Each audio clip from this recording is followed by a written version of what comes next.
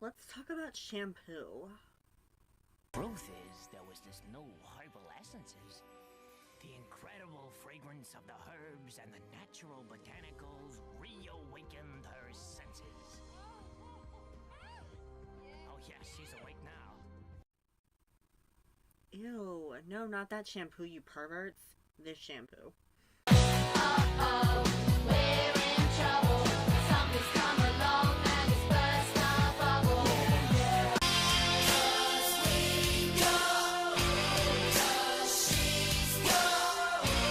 Cause we know your power. Fever, the makeup babes. Fever, fever, fever.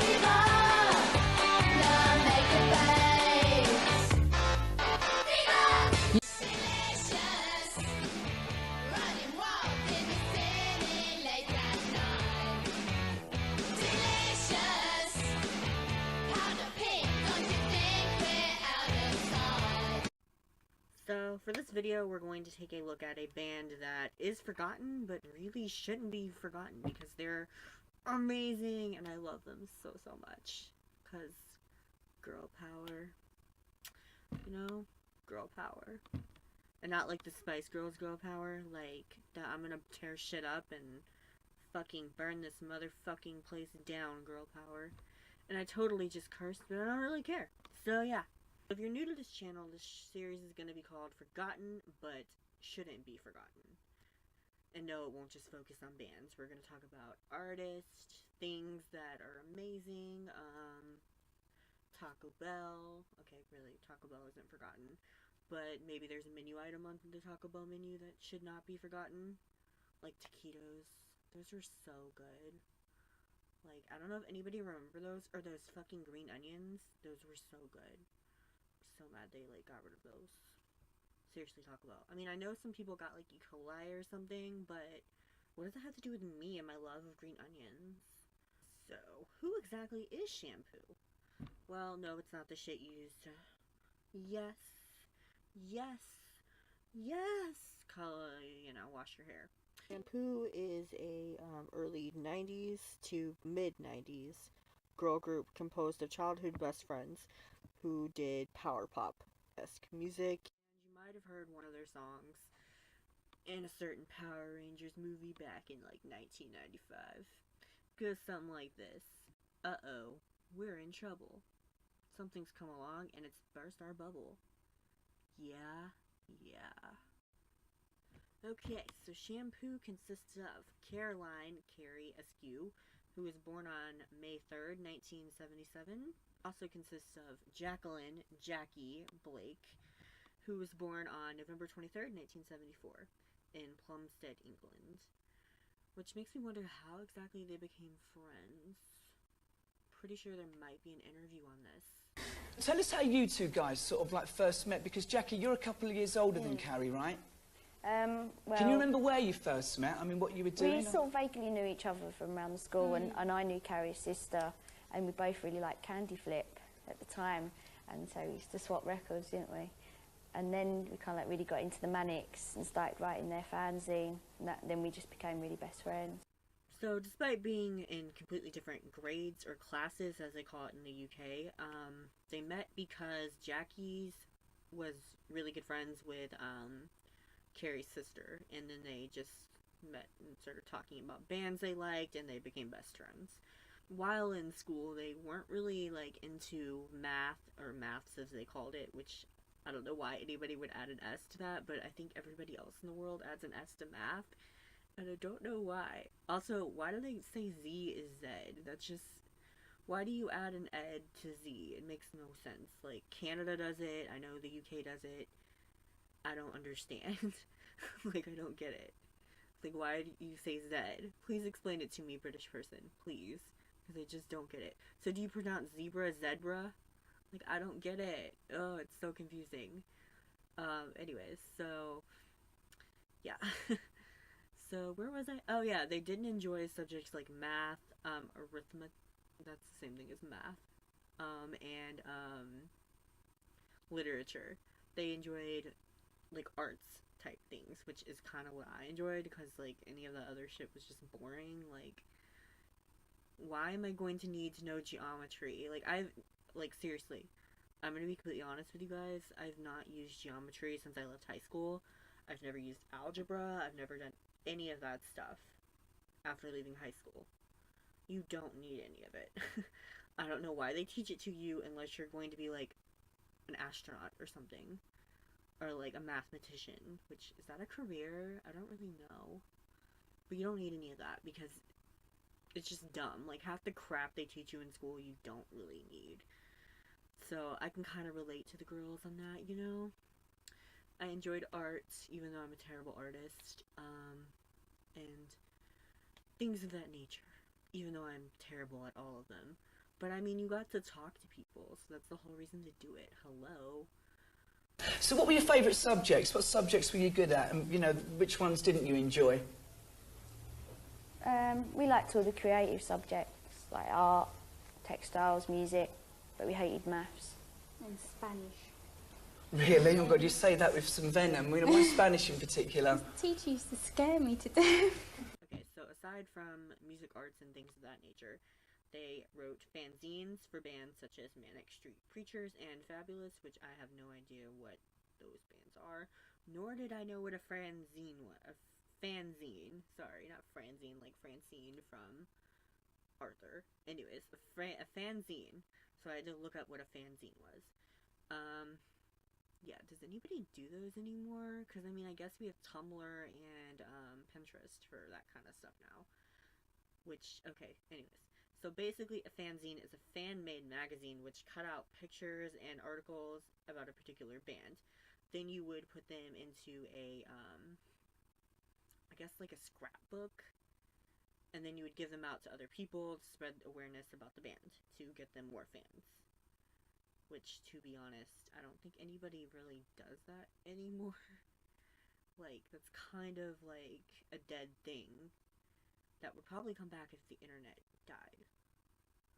So maybe net neutrality should happen so that we can bring fanzines back. Because honestly, personally, I think that is super duper creative, and I would probably do that if I had a lot more time on my hands. But I'm not really good at cutting things out in a straight line, so I might actually cut out the article incorrectly, and that could be a problem. So, yeah. Okay, so now we should talk about where the fuck they got the name Shampoo, because honestly, like, kind of a name is that? I'm gonna name my band Shampoo because I like to shampoo my hair, you know? Like, a little bit. I like to shampoo my hair a little bit. No, that's not where they... Well, actually, that is kind of where they got the name. Basically, on, I guess, the playground, when they would be asked out on dates, they would claim to be washing their hair so that they didn't have to go on the date. Which actually is pretty genius. I probably should have thought of that myself. Granted, I didn't really get asked out on a whole lot of dates, because... my poor life. So why the name Shampoo? Well, what happened is when we used to go to school, we always used to get complete geeky guys phoning us up because everyone thought we were weirdos, no one else did. And they phoned us and we used to say we were washing our hair, we did not want to go out with them. And we said it so many times, it got known as the Shampoo Girls. So I think one of the reasons I personally like the girls, well, the band Shampoo, but I'm going to call them the girls, is because they were really, really fun and in your face and girly. And I love girly things, even though I'm very dark, as you can tell, and, you know, I like dark, gloomy weather. But I do have a soft spot for bands like Aqua, Shampoo, ATC. I like a little bit of happy hardcore and 90s dance pop. So, Shampoo for me is like heaven. I love them so much. And yeah, people have pointed out that basically all their songs sound the same. But hey, okay, they were good at what they did. They deserved better. Yeah. Shampoo!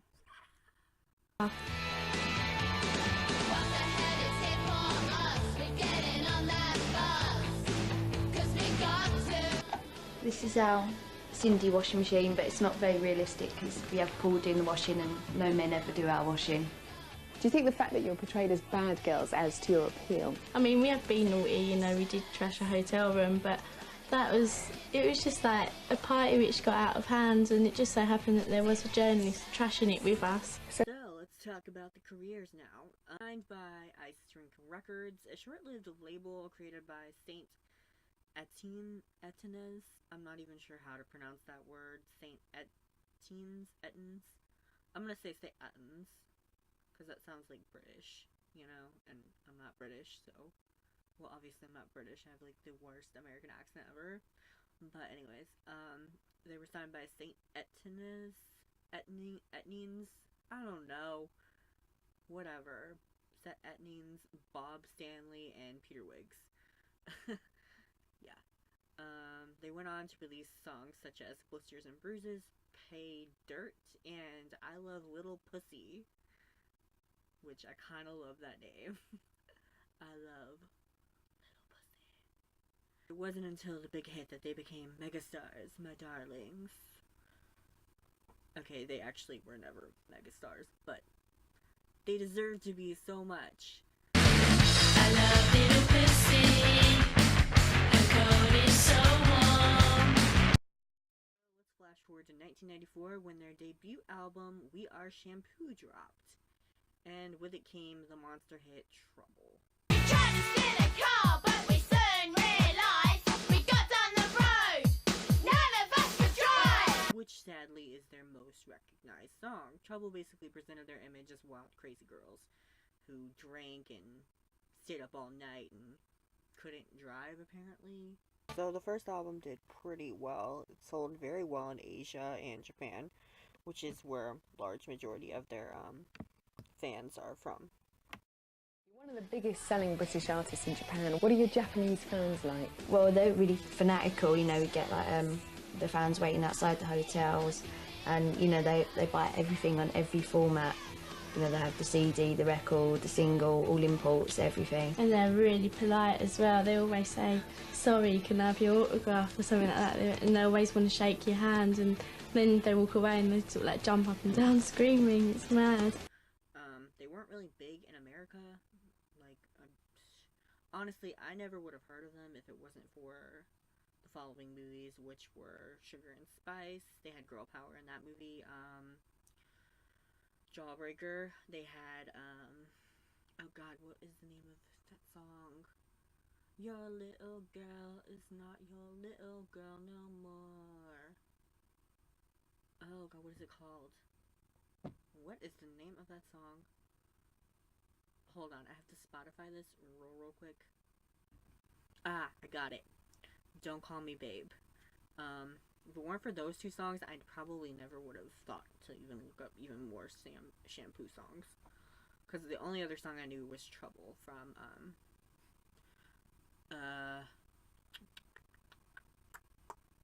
Power Rangers movie, which I watched religiously when I was little because I was, like, obsessed with Power Rangers. I even went to go see it in the theaters when it first came out. I'm so embarrassed. But not embarrassed because I totally went to go see the new Power Rangers movie at 26 years old, and that's so embarrassing, and this totally just aged me, and you're probably not going to want to watch anymore, which, it's okay. I accept this fate. I'm like ancient in YouTube years. But anyways, yeah. Some of their other songs that I do enjoy are Delicious, Delicious, Dirty Old Love Song, and, Everybody in the House of Love, which is a cover, actually, by, East 17, which I'd never heard of because I'm not British, and I wish I was, but I'm not. I had to look up their version. I like their version, but I like the Shampoo version slightly more, because I just love Shampoo so much. Yeah. Also, finding interviews for these people is, like, extremely hard, because apparently they didn't give a whole lot of interviews, which is shocking. But I guess they were only active for, like, 3 years. They only released, like, 2 albums, I think. Give me a second to fact check that. Delicious. Running wild in the city late at night. Okay, so actually they released 3 albums. Shampoo, Shampoo or Nothing, and Girl Power. Okay, so now we have to briefly touch upon their, I guess, inclusion in the Riot Girl subgenre, which I had no idea what the Riot Girl subgenre was. I mean, I've heard of it, but only because, one of the girls on the new show, The Runaways, was a Riot Girl, and because of, Veruca Salt. But anyway, so I had to look up what the Riot Girls were, because